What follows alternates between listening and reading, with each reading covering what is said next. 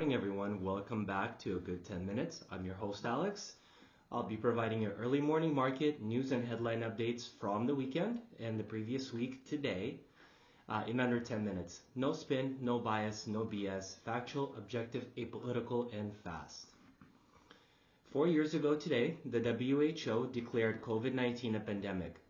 Here are some interesting facts as to what happened since in the last 4 years. Work from home, the number of days Americans spend working from home has jumped 5x since 2019.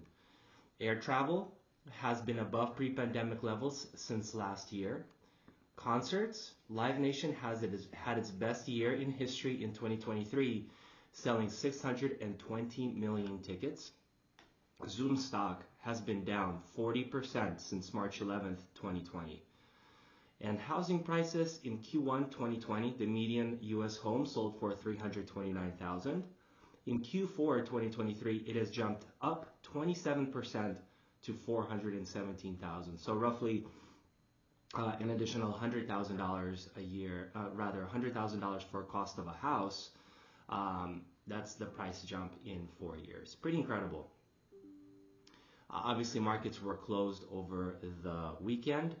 But last week was, a little bit of a stumble for markets overall. But year to date, NASDAQ is up 8.93%, S&P is up 8.03%, Dow is up 2.67%, Bitcoin has been up 64.42%, huge.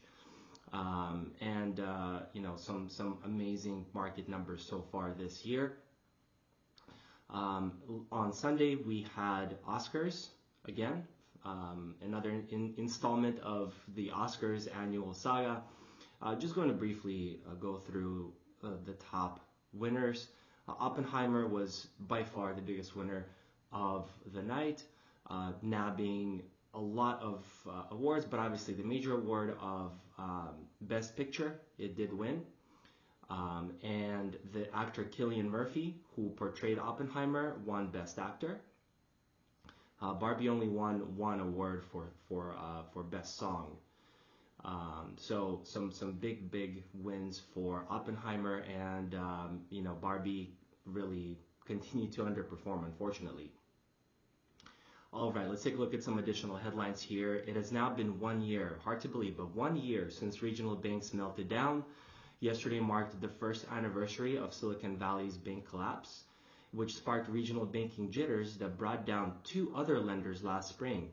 1 year later, regulation to shore up confidence in the sector has been slow to materialize, and the big US banks have grown even bigger after scooping up the remains of their collapsed challengers. Silicon Valley Bank, for its part, argues it's on stronger footing after its sale. The company's president told Axios that 81% of its clients are still banking with it. However, concerns about a regional bank's health remain after teetering New York Community Bancorp received a $1 billion lifeline last week. On to Israel and the United States. In an interview with MSNBC, Biden said he'd continue to support Israel's defense, but criticized Benjamin Netanyahu for hurting Israel more than helping. Biden also said that a potential Israel assault on the southern city of Rafah would cross a red line that could lead the U.S. to withhold some, but not all, military assistance to Israel. Meanwhile, a U.S. military ship carrying equipment to build a pier to deliver humanitarian aid to devastated Gaza set sail from Virginia yesterday, hours before the Muslim holy month of Ramadan began on Sunday night. Some Haiti news as well. The U.S. airlifts non-essential staff from its Haiti embassy as violence rages. So the personnel was also brought in to bolster security at the Port-au-Prince compound, located in an area that's largely controlled by gangs, which joined forces this month to attack government buildings. De facto opposition leader Jimmy Chauzière, who goes by the moniker Barbecue, said if Prime Minister Ariel Henry doesn't step down, it will result in a civil war and genocide. U.S. Southern Command said in a statement that no Haitians were on the departing aircraft with non-essential staff, in a likely attempt to quell any speculation that Haitian government officials were fleeing. So some really devastating and scary things happening out in Haiti. Self-checkouts are coming to an airport near you.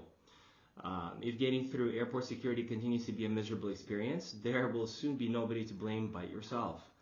The first TSA self-service screening system in the US opens today at Harry Reid Airport in Las Vegas.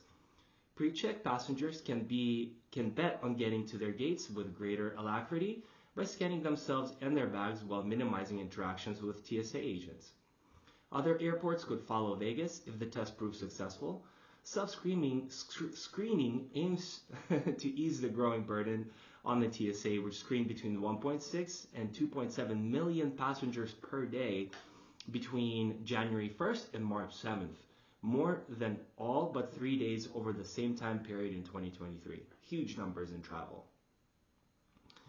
All right, in the week ahead, first some SpaceX updates.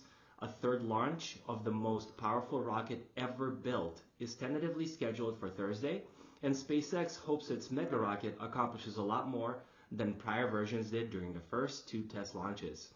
In the first launch last April, the rocket was intentionally detonated 4 minutes into its flight. The second mission in November was more successful, although the rocket again was intentionally destroyed 8 minutes into its flight following a mishap. NASA is relying on Starship to get humans back to the moon, so it'll be eagerly looking for signs of progress. Looking at some inflation data, February's Consumer Price Index report on Tuesday will provide fresh data to help Fed decide when to lower interest rates. Last week, Chair Jerome Powell said he needed just a little bit more evidence that inflation was coming back down to normal levels before reducing rates, though we're not far from it, he acknowledged. So Tuesday, a big piece of information will come out that will determine how well our markets are going to be doing this year. So be on the lookout, highlight and put a little star on Tuesday of this week. Europe votes to regulate AI. Europe will maintain its reputation as the world's most aggressive tech regulator with a Wednesday vote on legislation that aims to curtail the biggest risk of AI. American companies don't think you'd be able to avoid this, like Europe's sweeping GDPR privacy law in 2018. These regulations would apply to any company operating in the EU. Just a couple other tidbits. Pi Day on Thursday. St. Patrick's Day is on Sunday, so something to keep in mind if you have to be at work on Monday.